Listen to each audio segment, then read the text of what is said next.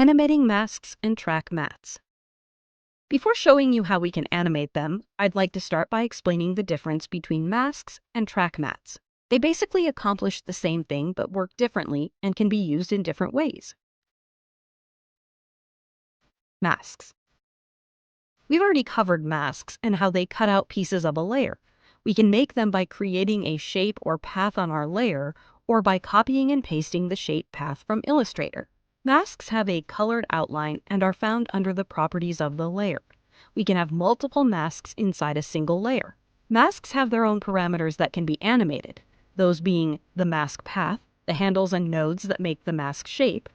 Mask feather, this value adjusts the edge softness of our mask shape. Mask opacity controls the opacity of the mask and is independent from the layer opacity value. Mask expansion. This allows us to expand or reduce the visual boundaries of the mask based on its path. Track mats. To put it into simple terms, a track mat is a layer we create that can be based on a still image, video clip, graphic, piece of text, or shape, and is used to create a variable transparency based on the brightness channel, or a cutout based on the shape boundary or alpha channel of the layer.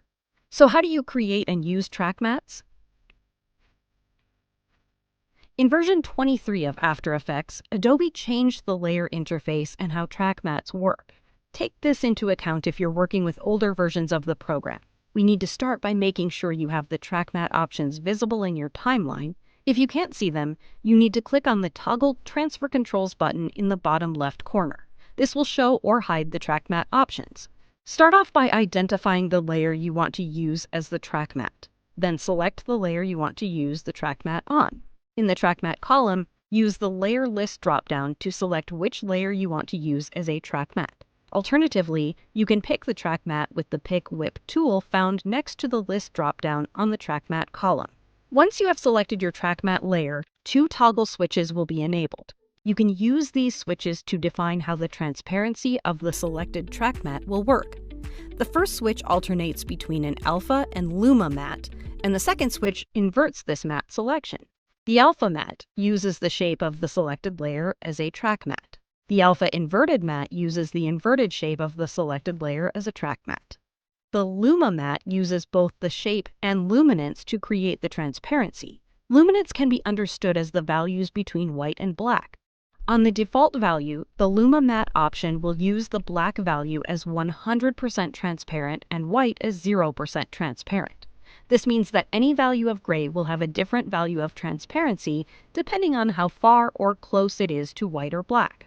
In case you're wondering what happens if you use the Luma Matte option with a colored layer instead of a black and white image, After Effects will convert to the closest gray tone and form the transparency value from it. Luma Inverted Matte. This is the same as the Luma Matte, but the luminance values used will be inverted. The closer to black, the more transparent it will be, and the closer to white, the more opaque the cutout will be. Now that we know what each option does, we can jump into how the track mat's functionality works. In the past, you would have to create a track mat layer for each layer you wanted to apply it to. This meant that if you wanted to use the same track mat on different layers, you would need to duplicate the layer you wanted to use and apply the track mat option over each layer that you wanted to have that track mat on. Now, you can easily use the same track mat on as many layers as you want. And even better, you can move the layer to the bottom of your comp to make it easier to manage your timeline. Think of track mat layers as independent masks layers that you can use over another layer or layers, and one can use the luminosity value to create transparency. Remember that track mat layers can be pre-comps, videos, or even animated elements, so use that to your advantage. Animating masks. Now that we know the difference between masks and track mats, they still might seem very similar. But once we talk about animation, you'll understand why both exist and probably think of different ways to use one or the other in your projects. Masks are attached to the layer they were created on.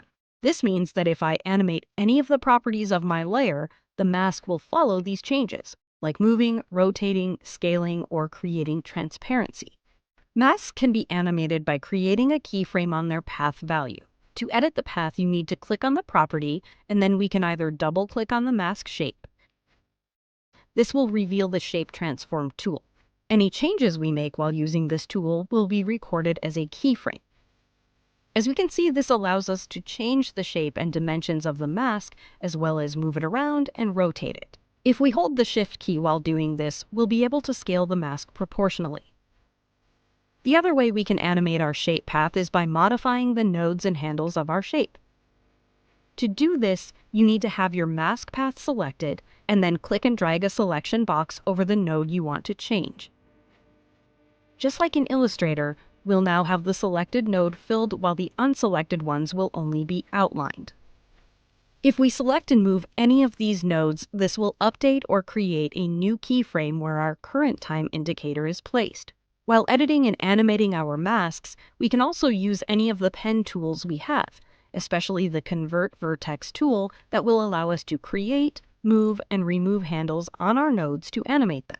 One thing we need to consider is that if we add or remove any nodes using the Add or Remove Vertex tools, our animation might be affected and can break.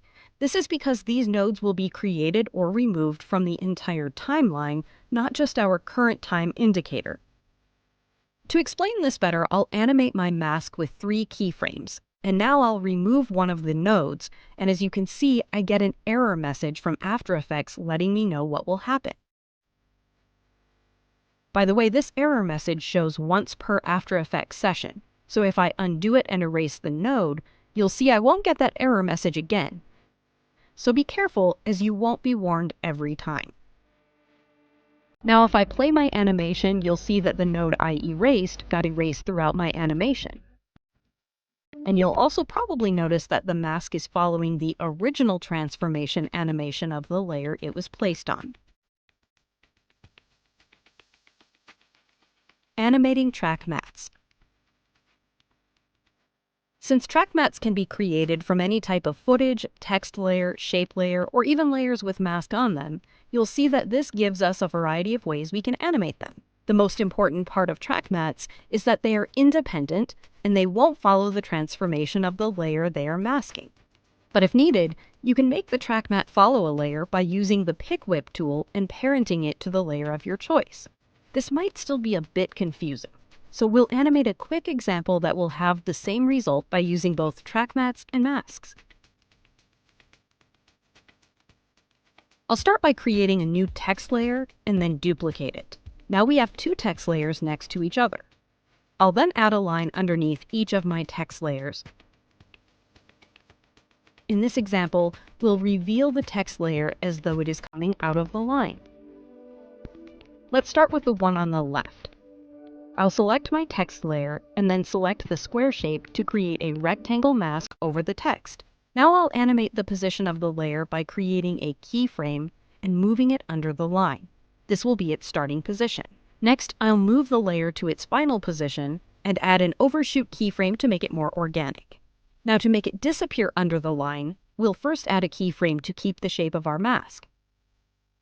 Then we'll move to the same place as our last position keyframe. Then I'll go back to our first keyframe position and animate the mask shape so that it completely collapses at the same height as our line. If I play the animation, you'll see that it works, but the timing is off. So what we need to do is move the last keyframe of the mask to the place where we have the position overshoot keyframe, and that will fix it. Finally, we can add some easy ease to make it smoother. Now for the track mat animation, first copy the original position keyframes of my text animation, and then select all the keyframes and move back to the original position and paste it on the other text layer. Next, I'll create a black shape that covers the text and place it under the line. I'll then select the shape layer from the Track Matte menu and proceed to enable the Alpha Matte option. Now if we play our animation, you'll see we end up with the same result on both sides. The only difference is I had to animate the mask path for the left text layer, but as you can see, both options are viable. Conclusion. Masks and track mats are quite useful, as they bring new animation options to the table. It's important to understand the difference between the two in order to know when and how you can use them. There are no rules as to when or how they should be used. It's probably going to depend on the masking needs of your animation.